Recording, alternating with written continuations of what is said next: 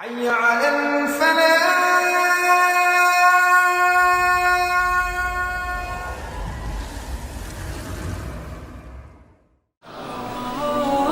نبی پاک کے اصحابی، ان کے بارے میں لکھا ہے مکہ معظمہ میں بہت رنگ رنگ کے لوگ تھے. ان میں ایک ایسے شخص تھا جس کے بارے میں مشہورت اپنی ماں سے اتنی محبت کرتا ہے کہ ہم نے اس کی مثال کوئی شخص نہیں دیکھا.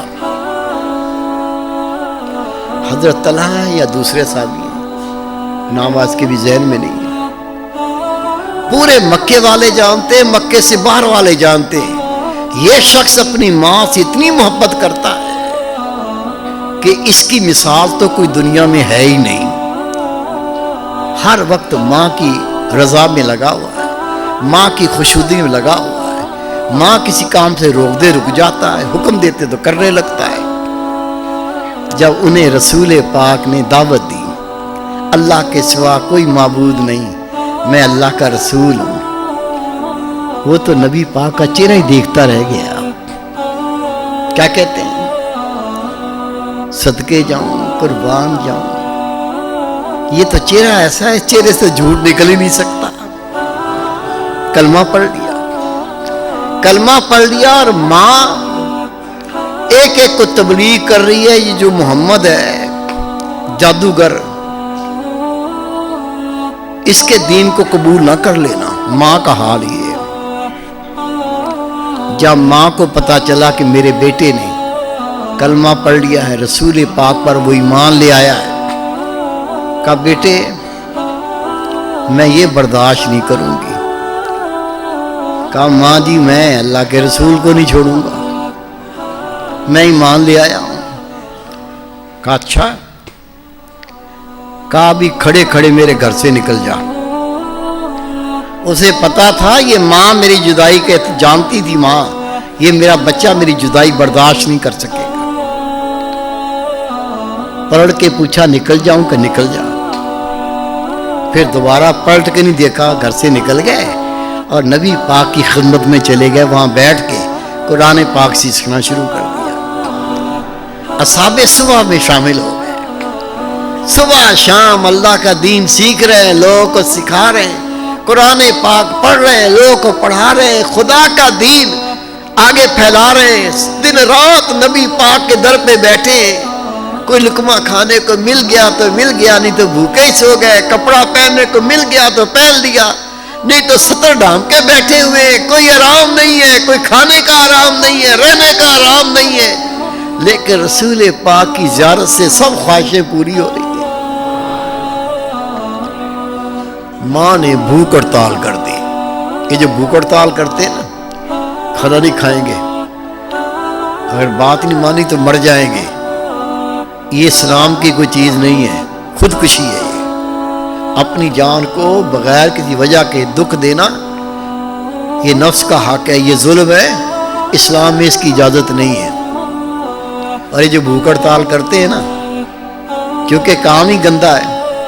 جا کے دیکھو سارے جھوٹ بولتے ہیں، چھپ کے کھا جاتے ہیں اور کھا کے پھر ہار پہن کے بیٹھ جاتے ہیں کہ میں نے کل سے کچھ نہیں کہا.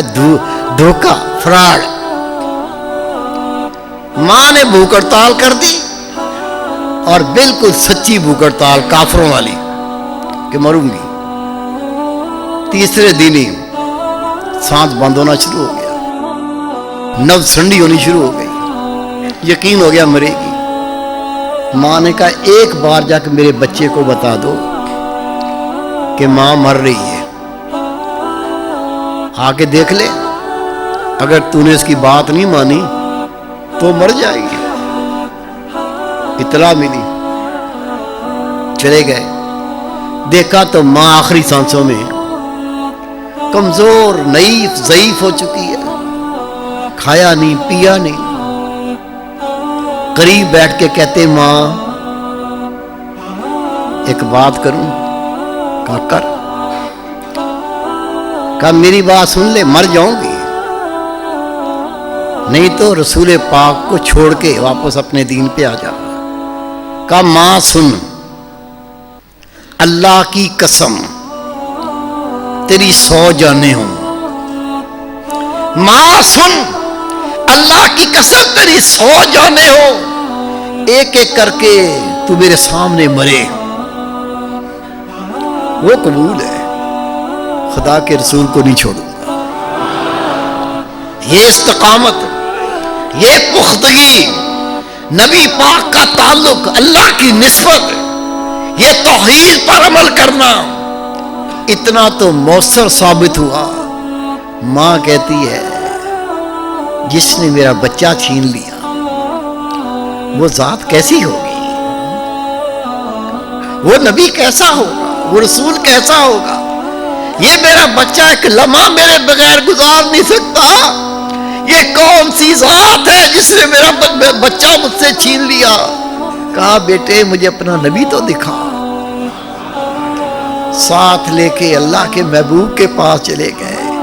جیسی نبی پاک کے چہرے پہ نگاہ پڑی، پہلے اسی عورت نے، اسی ماں نے محمد بن عبداللہ کو دیکھا تھا، جب محمد رسول اللہ کو دیکھا تو اندر کی آنکھیں کھل گئیں، کلمہ پڑھ کے مسلمان ہو گئی۔ خدا کی قسم کتابیں پڑھے لکھا ہے یہ ماں پھر ایسی خدا کے محبوب سے نسبت، محبت، تعلق جڑا، کہتی تھی روئے زمین پر اگر مجھے محبوب ترین ذات ہے تو خدا کے محبوب کی ذات ہے۔ أما بنعمة ربك فحدث صدق الله العظيم۔